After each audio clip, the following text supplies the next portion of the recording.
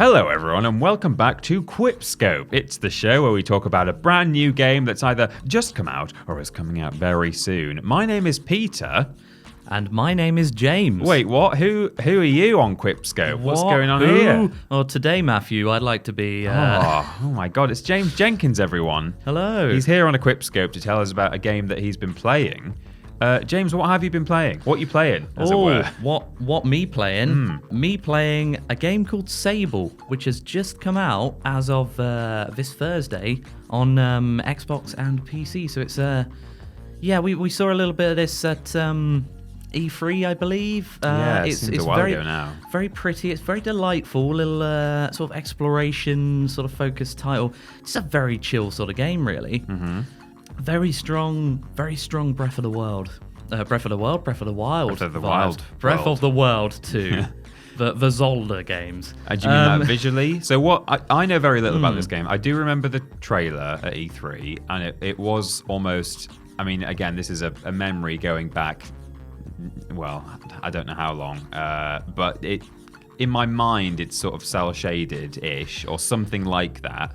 Kind of lots of gradients and solid fills and things. But what actually is this? Because I know very little about it.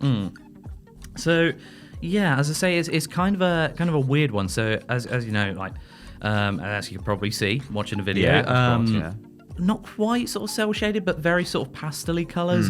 Very, very distinct art style. So, like this weird sort of line art and very just really sort of pops out. But really, I think literally they just market it as an open world exploration title because it's a sort of like an open world game, but there's no combat, which is kind of an unusual sort of thing to go down, really. So it's a lot more focused on like platforming and climbing, like a few sort of low-key puzzles, but really it's about just sort of marveling in the beauty of the world and like, exploring things. Like Journey or something like that. So, interesting you say that. That was what I was expecting when I first went into it. Okay. Because I had only sort of seen, obviously, the trailer back in the E3 days, and that's about it. So I assumed it would be like, kind of like Journey is sort of, quite vast, but really sort of, you're going down a linear path, sort of vaguely, a very wide linear path. This surprised me immediately that despite sort of seeing all these wide open sort of empty areas, there were a lot of NPCs. So basically, it's kind of like framed as like a sort of coming of age thing. Yeah. So it's coming back to me now. I'm starting to get little flashes of memories in my head from E3. It's a wild few days, that. So you play as this young woman who sets off to be like a glider. So a young woman called Sable, and that's sort of this world's version of, I guess, just an explorer. Right. Nothing sort of like explained sort of overly so. It's an excuse for them to for yourself to like explore this really weird world and like just so you leave your tribe. There are sort of nomadic tribes. Masks are a big thing in this sort of culture, so like everybody's wearing a mask, and that becomes like kind of like you must find your set masks. Like this is sort of like your journey. That's interesting because that's I know you've not yet had the pleasure of playing Kena Bridge Experience, but that has a pretty heavy mask focus in it as well. It's weird, isn't it? Two QuipScopes in a row about masks. Big on the masks right now. Yeah. We just need another Majora's Mask reboot. Yeah. We're sorted. We've got a trifecta. So it sort of like denotes like what you do, like your purpose in this world. So you could either be like a machinist, right, cartographer, merchant, that sort of thing. And that's less sort of, that makes it sound very or pick a job and like go for this. It's a lot more loose than that sort of sounds. You have, as I mentioned before, like a lot of NPCs. They have it, so there's no sort of voice dialogue, but a lot of a surprising amount of personality with a lot of NPCs there. Some funny bits, a lot more reflective as well. Your own character has sort of moments of, I'm going to like reflect on this, or I bet he's forgotten to build my bike, for example. That's so typical. At one point, you just get like hassled by a little child who it's just a little terror, basically. Oh, okay. And has just stolen a thing that you need, and you're like, just what you want in your escapism. Just exactly. Being annoyed by children in game. Yeah, that's it. But it's an interesting thing, sort of like very much the overall sort of theme is, setting out on this new adventure and being a bit unsure and a bit uncertain and all of those things. And along with that, like the world kind of, it very much seems that it wants you to, like, the environmental design is fantastic and it wants you to explore, basically. Okay. It's a kind of a weird one where there are a lot of ruins out there. There are a lot of wide open spaces. You get your hover bike sort of thing really early on, so that allows you to sort of traverse a lot. Okay. So you just spot things off in the distance between like ruins, like sort of nomadic like towns. You also got found a couple of crashed spaceships. So there's a lot more than meets the eye or is let on. Yeah, so it might have some superficial similarity to something like Journey, but it's less directly focused. Yeah, it's more open-ended, I guess. And that's it. It's a bit more open-ended.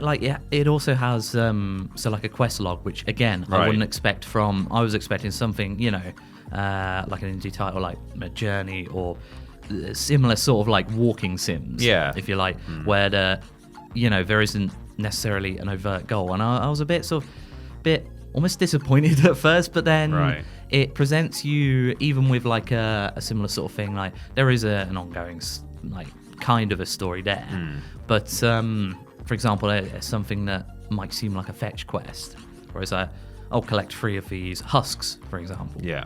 And you think, all right, and you sort of go ahead and try it. But then you end up in this really weird place. Like some of the environments, again, like just incredible. So you've got like this weird, how to describe it? So like a bug, a Hercules beetle nest, like a giant beetle nest thing, but also in amongst like these old ruins. So you've got to like find a way. And again, that's where there's some of the light puzzle elements come into it. You got to find a way to like get rid of this beetle that's blocking the entrance. And then when you go in there, it's just, I mean, the quests are all set up basically as an excuse to go out there, like have a look at the weird, have a look at the weird environments that are going on there. A lot of mention of weird. There's a very weird looking game. How? So I have a vague. I know a little bit about this game in terms of it doesn't just look weird or look interesting, but it sounds pretty interesting too, right? It does indeed, yeah. So, I think this really sort of sets off like a very distinct art style. Like I said, apparently it's inspired by all sorts. Like the art is like French comics, big sort of Studio Ghibli vibes as well. But yeah, it looks very delightful. But on top of that, you've got the music that does like really accentuate that sort of feeling of exploration. So the big thing that they sort of pushed was the soundtrack is by a band called Japanese Breakfast. So it's not just the band. Yeah, that's the actual band's name. It's not a Japanese band called Breakfast. They're called Japanese Breakfast. Yeah. Okay. Apparently, an indie rock band did a little bit of research on this. Apparently, classed as an indie rock band, but more sort of they seem more experimental, like pop, kind of lo-fi, very, very, very unique sort of style, really. You can kind of imagine that going well with the visuals, yeah. And so I did hear like a couple of voice tracks that sort of pop in. A very cool moment when you sort of leave the, you sort of tutorial area. You get like an hour and a half or so, and then you're sort of out and away to explore the world. And it does that thing that a few games have done really well.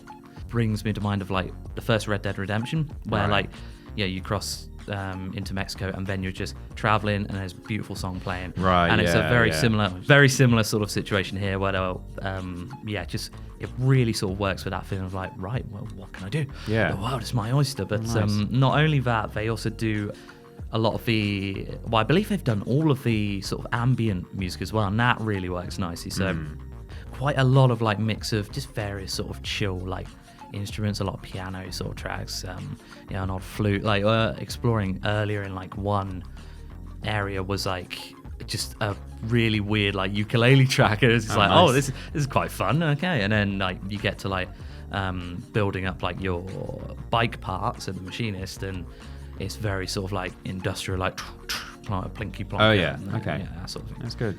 Well, so on the whole, enjoying it. Any final any issues, or is it overall an enjoyable experience? So I'd say there's a couple of things. First of all, like I would be remiss if I didn't mention again like the crazy environments which So I was exploring and we got to a point where there's like a desert sort of like with a lot of pillars, sort of like canyony sort of vibes, just massive like skeletons of like these massive beasties, just forming bridges across them. And, right.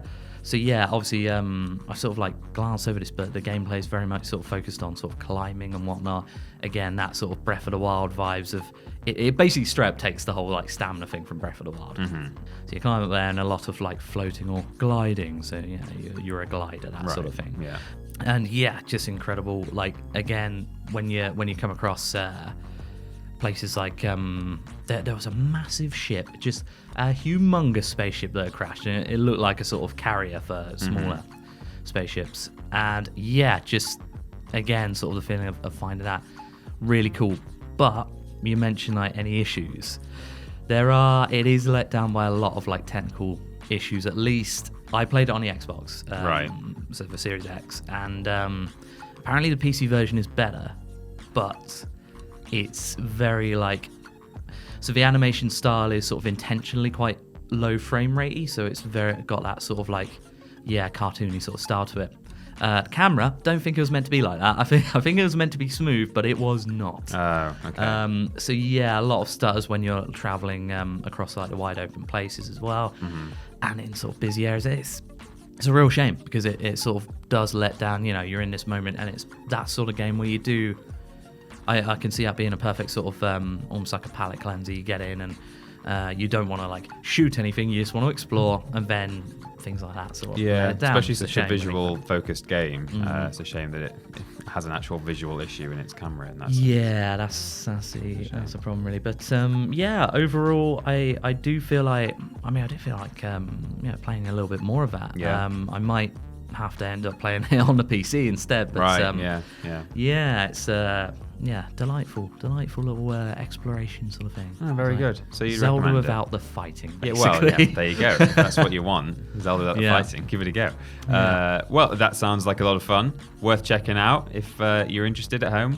That leaves just enough time for us to say, Sable, more like bring something new to the table. Am I right? Yeah. More like Sable, more like Peter Molyneux's The Fable, because it's got grand ideas, but it doesn't quite let down by a few things there. Oh no. Ooh. Maybe the first Fable, not some of the later ones that weren't as good. Fantastic. Well, thank you everyone for listening to this QuipScope with our very own James Jenkins. Thank you for having me on. Thank you for coming. And stick with us on the YouTube channel and the podcast feed if you're listening at home rather than watching for more QuipScopes as and when they happen. But for now, we'll bid you farewell. Farewell, goodbye. Yeah, farewell, goodbye, everyone. Bye. Bye.